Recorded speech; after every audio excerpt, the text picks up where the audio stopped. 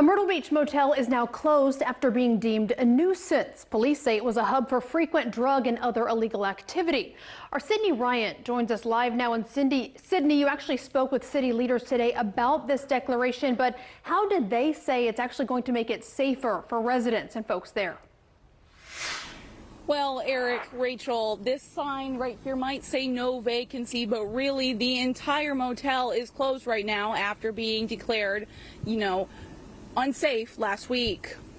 After police responded to almost 300 calls at the Twilight Surf motel between May 18th and November 17th of this year, Myrtle Beach leaders decided something had to be done. This week, a judge declared the motel a nuisance after police presented evidence showing repeated illegal activity on the property. Calls for service, some of them were drug activity, the disturbances.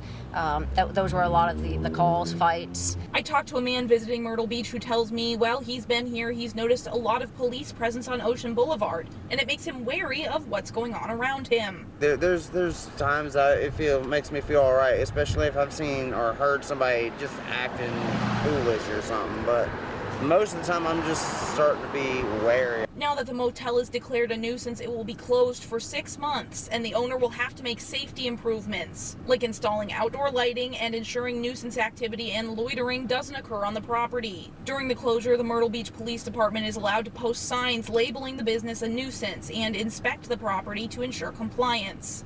Once the 6 months are over, the motel will have to hire a SLED-certified security company to safeguard the motel for at least 6 months. If the business owner violates the terms, the motel will be closed for a year. Myrtle Beach leaders tell me declaring the motel a nuisance should start the process of making the motel and the city a safer place. The number one thing is safety, and we want the residents and the visitors to come here to feel safe.